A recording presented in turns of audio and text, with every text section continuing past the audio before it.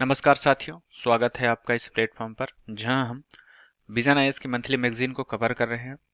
इससे पहले हमने मई माह की और जून माह की मंथली मैगजीन कवर कर चुके हैं और उससे रिलेटेड जितने भी टॉपिक थे पॉलिटी के, इंटरनेशनल रिलेशन, सिक्योरिटी, इकोनॉमी और आपके साइंस एंड टेक्नोलॉजी, ये सारे हमने सेक्शन कंप्लीट करते हुए 2 माह की हमने कंप्लीट कर लिए और जो हमारा ये नया सेशन चालू हो जाने वाला है वो है जुलाई 2023 की मंथली मैगजीन। तो इससे पहले के जितने भी हमने पढ़ा है उससे रिलेटेड क्या रहता है कि मेन बात यह है कि जो नया आपके लिए करंट अफेयर्स आ रहा है तो क्या रहता है कि उससे रिलेटेड जो पुराने करंट अफेयर्स होते हैं उसमें अपडेट होना आपका ज़रूरी है। अगर आपने इससे पहले के करंट अफेयर्स को बखूबी पढ़ा है, समझा है, तो क्या रहता है जैसे जुलाई माह में जितने भी आपके लिए अपडेट आएंगे वो आपको रिलेट कर पाएंगे उनसे जो आप पहले पढ़ चुके हैं। कभी कभी क्या होता है उन्हीं से रिलेटेड कुछ आर्टिकल्स के आपके इंटरनेशनल इसमें पॉलिटी एंड गवर्नेंस में आ जाते हैं। कुछ सिक्योरिटी से रिलेटेड जितने कंसर्न रहते हैं, जरूरी नहीं कि नए हो। इंटरनेट सिक्योरिटी के इंटरनेशनल रिलेशन में क्या होता है, वही जो रसिया यूक्रेन का मुद्दा रहे, हो सकता है इस बार भी वही हो। तो क्या रहता है जब आप पिछली बार के अपडेट रहते हैं पिछली बार के सारे करंट अफेयर्स को लेके, तो आगे आने वाले करंट अफेयर्स के लेके आपको कोरिलेट करने में आसानी होती है और साथ ही साथ आप आसानी से समझ सकते हैं, क्योंकि फिर आपके लिए वर्डन नहीं रह जाता कि ये मेरे नया नया न्यूज है। क्योंकि क्या रहता है कि जब आप पहले पढ़े होते हैं तो आपको ये आने वाला जो सेशन रहता है या फिर करंट अफेयर्स का जो आने वाली मैगजीन रहती हैं उनको समझने में आपको सही रहता है। तो उम्मीद है कि आप लोगों ने उन पिछले लेक्चरों को देखा होगा, क्योंकि उनको देखने के बाद ही आप आगे इसको ढंग से समझ पाएंगे। तो चलिए आज के हम क्लास को शुरू करते हैं। और पहले इससे पहले इस क्लास शुरू करें हम विषय सूची देख लेते हैं कि हमारे आज पढ़ने में क्या क्या टॉपिक है, कौन कौन से सब्जेक्ट का सेशन हम करेंगे। तो हमारा जो पहला आज का सब्जेक्ट है, मतलब सेशन है, वो हम पढ़ेंगे उसको पॉलिटी एंड गवर्नेंस, है ना। राज्य व्यवस्था एवं शासन से रिलेटेड जितने भी आज के आपके इस मंथ के करंट अफेयर्स की न्यूज है उन सभी को इसमें बताया गया। जैसे आपके लिए समान नागरिक संहिता, है ना, यूनिफॉर्म सिविल कोड यूसीसी, ये एक बहुत ही मतलब इम्पोर्टेंट न्यूज है, क्योंकि ये जब से मतलब इसके सिलसिले चल रहे हैं लगातार न्यूज में है ना। इससे रिलेटेड आपके सुप्रीम कोर्ट ने भी बोला है सरकार को, गवर्नमेंट को, कि यूनिफॉर्म सिविल कोड लाने की कोशिश की जाए, जल्दी से जल्दी लाया जाए, है ना। तो ये बहुत महत्वपूर्ण हो जाता है। साथ ही साथ आपके लिए न्यायालय में लंबित मामले, क्योंकि आपको पता है जुडिशरी पे इतना ज़्यादा वर्डन हो चुका है कि अगर जुडिशरी अगर जो छुट्टियों के दिन में भी अगर न्यायालय खुले हैं फिर भी वो मुद्दे हल नहीं हो सकते। तो इससे जो रिलेटेड जो भी मुद्दे हैं उनको समझेंगे। प्रवर्तन निदेशालय का ईडी से रिलेटेड, है ना। बहुराज्य सहकारी सोसाइटी संशोधन विधेयक 2022, इसको हमने शायद मई या जून में इसको पिछले अपने मैगजीन में पढ़ा है, तो उससे फिर से रिलेटेड ये आ गया। और सिनेमेटोग्राफी संशोधन विधेयक, इसको भी हमने इससे पहले पढ़ा था, है ना। उसके बाद ये है संक्षिप्त सुर्खियां। तो ये हो गया। अब फिर इसके बाद हम देखेंगे, जैसे ये तो हमारा राज्य व्यवस्था शासन का हो गया। उसके बाद हम देखेंगे इंटरनेशनल रिलेशन, इससे रिलेटेड जितने भी टॉपिक है, जैसे Bharat Sri Lanka, Bharat France, neighbourhood first नीति, भारत की ऊर्जा कूटनीति, बहुपक्षीय विकास बैंकों को मजबूत करना, सही संघाई सहयोग संगठन और काला सागर अनाज समझौता। तो ये जितने भी टॉपिक है, मेन महत्वपूर्ण टॉपिक है, उनको पढ़ते हुए आज के सेशन को हम कंप्लीट करेंगे। तो चलिए आज का पहला टॉपिक जो हमारा है समान नागरिक संहिता, यूनिफॉर्म सिविल कोड, उसको शुरू करते हैं और देखते हैं कि ये किस मुद्दे के हिसाब से बनाया गया है। तो हमारा ये पहला टॉपिक है समान नागरिक संहिता। इसको समझने से पहले हम इसकी पृष्ठभूमि के बारे में जानेंगे। जैसे स्वतंत्रता से पहले जो लेक्स लो की रिपोर्ट थी 1840 में, उसमें भारतीय कानून को संहिताबद्ध करने के महत्व पर जोर दिया गया था, है ना। और बीएन राव की जो समिति थी 1941 में गठित हिंदू कानूनों के संहिताकरण के लिए, इसमें महिलाओं के कानूनों को क्या बोलते हैं, महिलाओं के समान अधिकार के देने की बात कही गई थी। फिर उसके बाद जो स्वतंत्रता के बाद जो विशेष विवाह अधिनियम 1954 में आया। फिर उसके बाद 4 प्रमुख हिंदू कानून, हिंदू विवाह अधिनियम 1955, हिंदू उत्तराधिकार नियम 1956, हिंदू माइनॉरिटी और गार्जियनशिप अधिनियम 1956 तथा हिंदू दत्तक तथा भरण पोषण अधिनियम 1956। तो ये आपके जो क्या कहते हैं कि यूसीसी की जो पृष्ठभूमि थी वो स्वतंत्रता से पहले और स्वतंत्रता के बाद क्या क्या उसमें हुए उसके बारे में बताया गया। अब हम देखेंगे कि यूसीसी है क्या। तो यूसीसी पूरे देश में सभी नागरिकों के लिए एक समान कानून लाने का प्रावधान करती है ना, जिसमें क्या रहता है, सभी धार्मिक समुदायों में विवाह, तलाक, विरासत, गोद लेने और उत्तराधिकार के जैसे व्यक्तिगत मामले इसमें समान रूप से लागू होते हैं। तो ये चर्चा में क्यों है कि भारत के 22वें विधि आयोग ने समान नागरिक संहिता पर अलग अलग हितधारकों से सुझाव मांगे, तो इस कारण से ये चर्चा में है ना। अब फिर क्या है, इससे पहले विधि आयोग ने 2018 में क्या किया था, पारिवारिक कानून में सुधार का एक परामर्श पत्र प्रस्तुत किया था, जिसमें कहा था पारिवारिक कानून के स्तर पर न तो आवश्यक है न ही वांछनीय, यूसीसी जो है ना। इसके बाद क्या है, सभी धर्मों में मौजूद पारिवारिक कानून के व्याप्त भेदभाव असमानता को दूर करने हेतु उनमें संशोधन और संहिताबद्ध किया जाना चाहिए। वर्तमान में जैसे आप देखेंगे तो भारत का गोवा एकमात्र ऐसा शहर है जहां यूसीसी पहले से लागू है, क्योंकि वहां पुर्तगाली नागरिक संहिता 1867 से लागू है। तो इस कारण से भारत का इकलौता ऐसा राज्य है जहां यूसीसी के चालू है। अब ये तो हो गया। अब इसके बाद देखते हैं कि यूसीसी क्यों जरूरी है, ऐसे कौन से कारण हैं कि देश में यूनिफॉर्म सिविल कोड आना बहुत ही जरूरी है। तो क्या रहता है, इनसे संबंधित प्रावधान भारत के संविधान में दिए गए हैं ना। जैसे आप आर्टिकल 44 में देखेंगे यूसीसी का प्रावधान दिया गया है। और क्या रहता है कि अगर यूसीसी लाई जाती है तो इससे पंथ निरपेक्षता बढ़ती है अपने देश में, है ना, ताकि उसके सिद्धांतों को बनाए रखा जा सके। और क्या होता है, आपके राष्ट्रीय एकता और एकीकरण को बढ़ावा मिलता है ना, जिससे क्या रहेगा, धार्मिक और सामुदायिक विभाजनों को समाप्त किया जा सकता है, समान नागरिक संहिता को बढ़ावा दिया जा सकता है ना। लैंगिक न्याय को बढ़ावा मिलेगा, जिससे क्या रहेगा, भेदभावपूर्ण प्रथाओं को समाप्त किया जा सकेगा और इसमें लैंगिकता समानता और महिलाओं के अधिकार को बढ़ावा मिलेगा। और साथ ही साथ यूसीसी के आने से क्या होगा कि कानूनों का सरलीकरण हो जाएगा, क्योंकि आपको पता है कि वर्तमान समय में मुस्लिम में अलग पर्सनल लॉ चलता है, हिंदू में अलग चलता है, सिख ईसाई में क्या है, विवाह का, तलाक का और उत्तराधिकार का, आदि के सभी का अलग अलग कानून है। जिससे क्या रहता है कि इसमें अपने धार्मिक पृष्ठभूमि से परे रहते हुए दिक्कत हो जाती है कभी कभी, है ना। तो इसके लिए इन सबको संहिताबद्ध करना जरूरी है ताकि कानूनों का सरलीकरण हो जाए। आधुनिक समय के साथ तालमेल स्थापित करना संभव होगा, क्योंकि वर्तमान समय में ऐसे बहुत से जो पुराने नियम कानून है वो अब दकियानुकूसी लगते हैं, क्योंकि इनसे क्या होता है कि पुराने नियम तो पुराने के हिसाब से बने थे, लेकिन अब जो नया सिस्टम चल रहा है ना, वर्तमान समय में देखा जाए तो उस हिसाब से इसको एक तरह से लागू किया जाना जरूरी है। तो ये होगा आपके। अब इसके विरुद्ध में जैसे हमने तो देख लिया कि यूसीसी से फायदे क्या है या फिर यूसीसी लागू करना क्यों जरूरी है। अब इसके विरुद्ध में तर्क देखते हैं। तो इसमें क्या रहता है कि यूसीसी न लागू होने पाने का सबसे बड़ा कारण है कि आम सहमति का अभाव। विभिन्न धर्मों के जो धर्म गुरु होते हैं या फिर लोग होते हैं, है ना, जनता, वो क्या रहता है, आपस में सहमति नहीं रहा, वो अपने अपने धर्म से अपने अपने पर्सनल लॉ के हिसाब से चलना चाहते हैं। उनको लगता है कि हमारे साथ ज्यादती होगी, तो इस कारण से वो सहायता नहीं देते हैं। और दूसरा क्या है, ये विविधता के विरुद्ध है ना, क्योंकि विविध समुदायों की संस्कृत और धार्मिक पहचान कमजोर हो सकती है। इससे धार्मिक स्वतंत्रता का उल्लंघन भी होगा, जो हमारे आर्टिकल 25 में दिया गया है ना। और क्या है, इसमें संघीय संरचना होती है, क्योंकि राज्यों का विधायी क्षमता पर अतिक्रमण कर सकता है ना। इस अतिक्रमण के कारण यूसीसी के प्रवर्तन में सहकारी संघवादों का उल्लंघन हो जाएगा। तो ये हो जाएगा। अब हम देखेंगे कि आगे की राह, मतलब इनको लागू करने के लिए ऐसे कौन से तरीके हैं जिनके कारण इसको लागू किया जा सकता है। तो आपका पहला है आम सहमति। लोगों के बीच इससे जुड़े विभिन्न मुद्दों को समझाया जाए, उनको जागरूक किया जाए, जिससे क्या है कि लोगों में एक तरह से सहमति की व्यापक भावना आ सके, है ना। उसको यूसी से रिलेटेड उनको एक तरह से आप जो भी फायदे हैं उनको गिनाया जाए, ताकि उनमें जो व्याप्त दिमागी बुराइयां हैं उनको दूर किया जा सके। साथ ही साथ क्या होता है कि मजबूत राजनीतिक इच्छा से, है ना, क्योंकि क्या होता है कि यूसीसी को लागू करना इतना आसान नहीं है। जब एक सरकार को यह सुनिश्चित कर लेना चाहिए कि यूसीसी को राजनीतिक लाभ के एक साधन के रूप में नहीं लागू करना चाहिए, साथ ही यह भी सुनिश्चित करना चाहिए कि इसका कार्यान्वयन गैर पक्षपातपूर्ण और समावेशी तरीके से किया जाए। और जागरूकता में यह अत्यावश्यक है कि आम जनता इसके यूसीसी के परिवर्तन दिए हुए तर्कों और उससे मिलने वाले लाभों को समझ सके। तो ये बहुत ही जरूरी होता है। और दूसरा क्या है कि भेदभाव को समाप्त किया जा सके, चरणबद्ध दृष्टिकोण अपनाना और सभी वैयक्तिक कानूनों का संहिताकरण करना। तो ये हमारा पहला इसका टॉपिक खत्म। अब दूसरा टॉपिक जो है न्यायालय में लंबित मुद्दे यानी जुडिशरी पेंडेंसी, ये क्या है, इसके बारे में थोड़ा जानेंगे।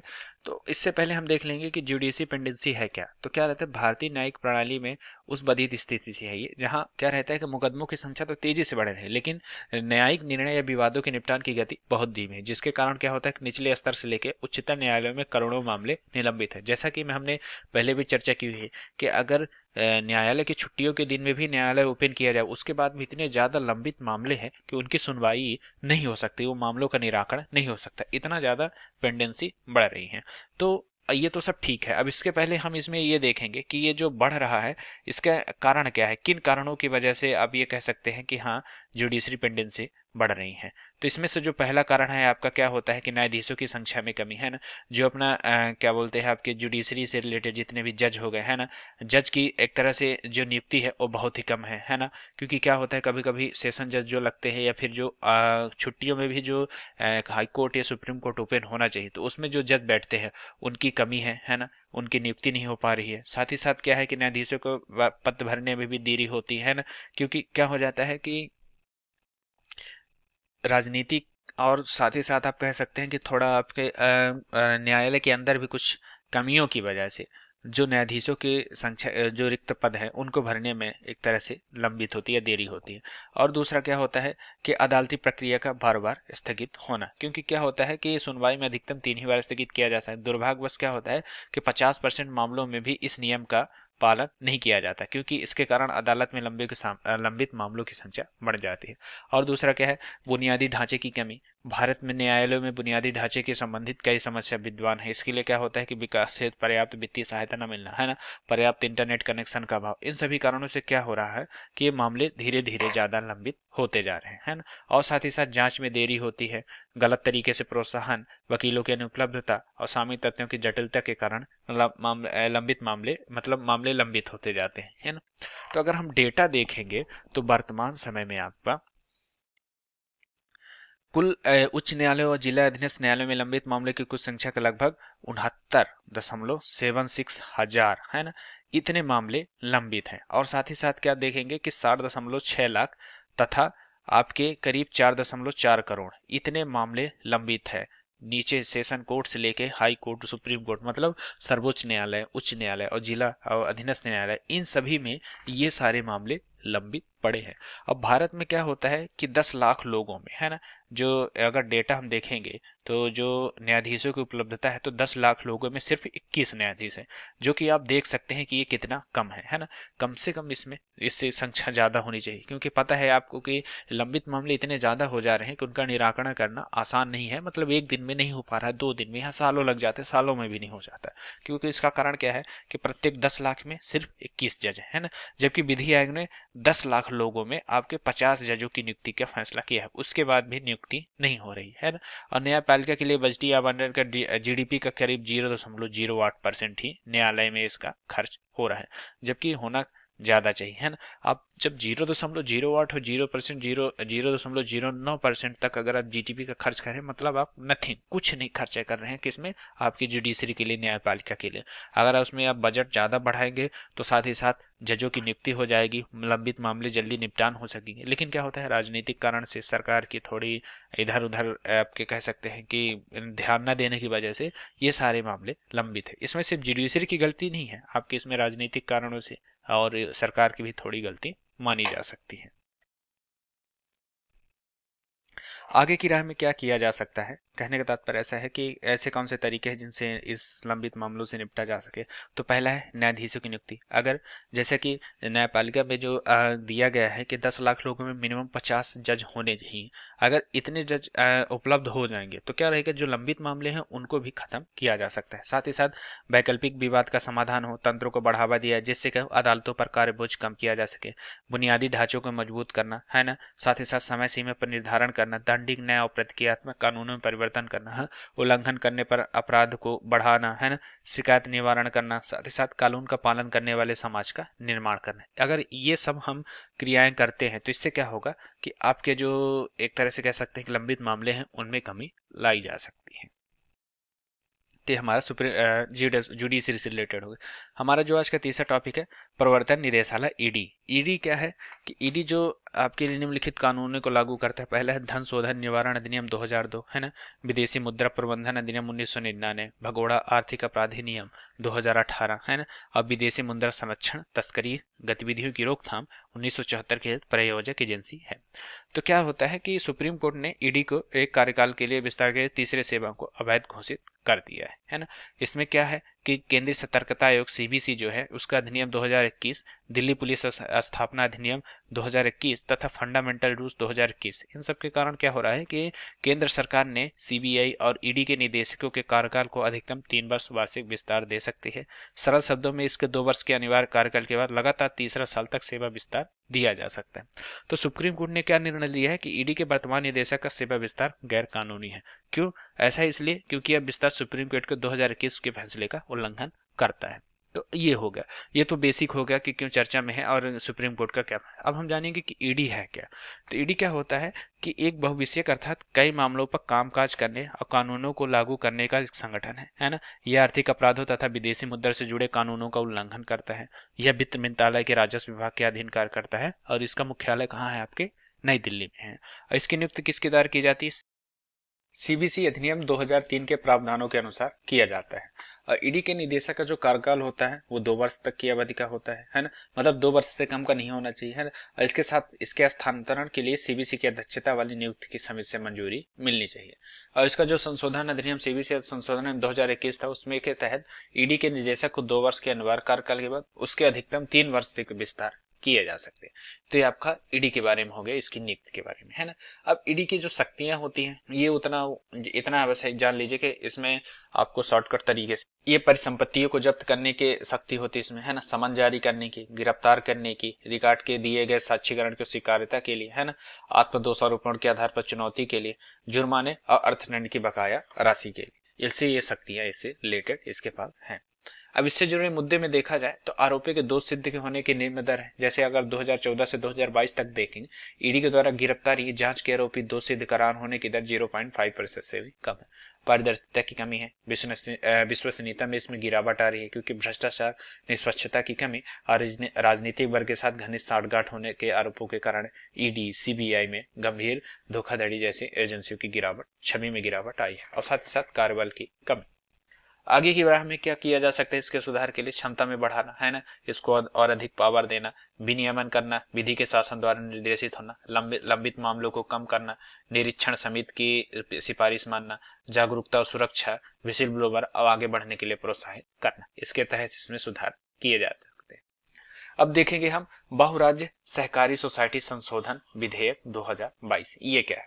तो क्या है कि हाल ही में क्या है, संसद ने दोनों सदनों से बहुराज्य सहकारी सोसाइटी विधेयक 2022 को पारित किया है। यह विधेयक क्या होता है? बहुराज्य सरकारी सोसाइटी अधिनियम 2002 के संशोधन के लिए पेश किया गया है ना। तो इसमें क्या किया गया था, तो जो आपका 2002 का जो अधिनियम है उसके तहत क्या होता है कि संबंधित कानूनों को समेकित और संशोधित करना जिनके उद्देश्य का एक ही राज्य तक सीमित नहीं है और जो एक से अधिक राज्यों के हितों की पूर्ति की है, वो सहकारी समितियों में ये लागू होता है। अधिनियम के मुख्य प्रावधान में देखेंगे तो यह किन समितियों पर लागू होता है? यह उन सभी सहकारी समितियों पर लागू होता है जिनका उद्देश्य राज्य का एक ही सीमित नहीं है। पंजीकरण क्या होता है? एमएससीएस के केंद्र सरकार द्वारा नियुक्त रजिस्ट्रार के माध्यम से होता है। आंतरिक गवर्नेंस के लिए क्या होता है? इसमें अपने गवर्नेंस के लिए अधिनियम के प्रावधानों के अनुरूप उपनियम बना सकते हैं। पुनर्गठन में क्या होगा कि बैंकिंग विनियम अधिनियम 1949 के साथ इसका किया जाता है, जिसमें क्या है कि आरबीआई की पूर्व मंजूरी आवश्यक होती है। तो ये हो गया। अब ये तो हम देख लिए। अब हम देखेंगे कि इस संशोधन की आवश्यकता क्या थी, ऐसा क्या था कि संशोधन करना जरूरी हो गया। तो पहला है आपका कि भाग 9B के अनुरूपता संविधान का संशोधन 97 संशोधन अधिनियम 2011 के माध्यम से, है ना। इसमें सुसंगतता हेतु एमएससीएस अधिनियम में संशोधन करने की आवश्यकता थी। सहकारिता के सिद्धांतों का अनुपालन के हिसाब से, है ना, एमएससीएस के सुधारों की आवश्यकता इसलिए भी थी कि विभिन्न सुधारों में कानूनों को सक्रिय कर लागू करना, जैसे आसान और डिजिटल पंजीकरण की प्रक्रिया, सदस्यता की प्रक्रिया, आर्थिक व सार्थक सक्रिय बनाना, पारदर्शिता बढ़ाना और सूचना अधिकार नियुक्त करना और सूचना शिकायतों का निवारण करना आदि। इन सभी के कारण इस सभी में संशोधन की आवश्यकता थी। और क्या है, एक समर्पित निधि के माध्यम से रुग्ण एमएससीएस का पुनरुद्धार करना। तो ये हो गया।